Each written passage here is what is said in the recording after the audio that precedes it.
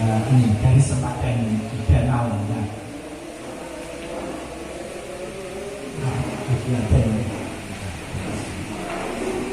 Pada kondisi danau itu kan selalu ada airnya ya. Pada air naik. Itu apa? Gitu kan? Nanti ke depannya bagaimana? Kadang-kadang ada lincah, mungkin macet dan gunung. Dan saya masyarakat Pak yang dari desa Cikedu juga.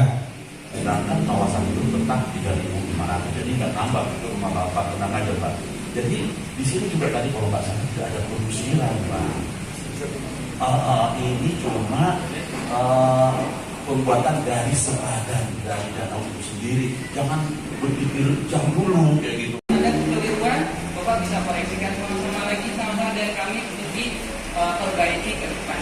Bagaimana seharusnya nanti penetapan sepadan danau tersebut bisa diambil kebijakan oleh pemangku kebijakan. Dari konsultan nanti akan memberikan pemikiran. Nah kemudian tentunya setelah ditetapkan status turisme itu seperti yang disampaikan. Bagaimana pandangannya berkaitan dengan sosialisasi program ini, Pak? Saya berharap dengan adanya kajian sepadan ini mudah-mudahan kita ambil positifnya saja, terutama mudah-mudahan nanti tidak terjadi pengukuran terhadap tanah-tanah adat masyarakat yang ada di sekitar Rawadanau, karena pada umumnya tanah adat tersebut dikelola oleh masyarakat dan dimanfaatkan oleh masyarakat. Harapan kami sebagai kepala desanya itu berkaitan dengan program CSR yang tadi sedikit disinggung. Sebagai kepala desa, karena ini ada yang betul-betul ngambil manfaat dari situ secara tidak langsung, kami mengharapkan ada kontribusi dari perusahaan yang memanfaatkan air itu. Ya, bentuk kontribusinya bisa berupa apa, Pak? Ya, bisa berupa CSR, paling tidak dana pendidikan buat anak yang tidak mampu, yang berprestasi, atau hal lain lah, untuk kepentingan masyarakat. Tujuan diselenggarakannya sosialisasi ini untuk apa, Pak? Sosialisasi suatu kegiatan studi kami ya. Jadi kami memiliki studi kajian sempadan dalam rangka pelestarian Rawadanau. Jadi kami fasilitasi untuk mengkaji studi sempadannya. Jadi nanti pemampatan yang seperti yang saya sampaikan tadi kita coba kaji dulu. Nah ini dalam acara ini kita sosialisasi ke masyarakat dulu supaya masyarakat paham kegiatan kita. Jangan sampai kita masuk nyelonong sehingga mereka ada permasalahan di kemudian hari. Dengan sosialisasi begini kita undang tokoh-tokoh masyarakat dan kades-kades, tentu mereka bisa mensosialisasikan lebih lanjut ke tingkat bawah. Bagaimana kemaslahatannya untuk masyarakat ke depannya, Pak? Karena ini dalam kajian pemanfaatan penyelamatan ya, pelestarian danau rawa. Nah ini tentu sangat bermanfaat buat masyarakat karena memang kita tahu bahwa danau rawa ini kan sangat bermanfaat untuk masyarakat. Nah jangan sampai ini terancam oleh hal-hal tertentu ya. Nah karena itu kita kasih garis batas yang jelas sehingga tidak mendapat ancaman dari manapun, sehingga diharapkan Rawadanau ini bisa lestari. Dan informasinya ada untuk juga pengairan kebutuhan air bersih di wilayah industri atau gimana, Pak? Itu beda ya, karena itu di hilir. Kita fokusnya di Rawadanau. Nah Rawadanau ini mengalirkan air ke sungai, di hilir, nah di Carita itu diambil untuk pemanfaatan air bakunya. Jadi kita fokus sekarang kajian studi ini adalah di kawasan danaunya. Tadi ada kegiatan berupa sosialisasi sepertinya, Pak. Bisa dijelaskan sosialisasi berkaitan dengan tentang apa, Pak? Jadi ini kegiatan yang diagendakan oleh PSDA berkaitan dengan sosialisasi kebijakan tentang sempadan Rawadanau. Dan pertemuan kita kali ini sebetulnya adalah pertemuan awal disusul dengan adanya nanti penggalian potensi dan persoalan yang ada di wilayah. Untuk Kecamatan Mancak, desa yang nanti akan dijadikan target sasaran konsultan mencari data-data tersebut adalah Desa Cikedu, yang berbatasan langsung dengan Rawadano.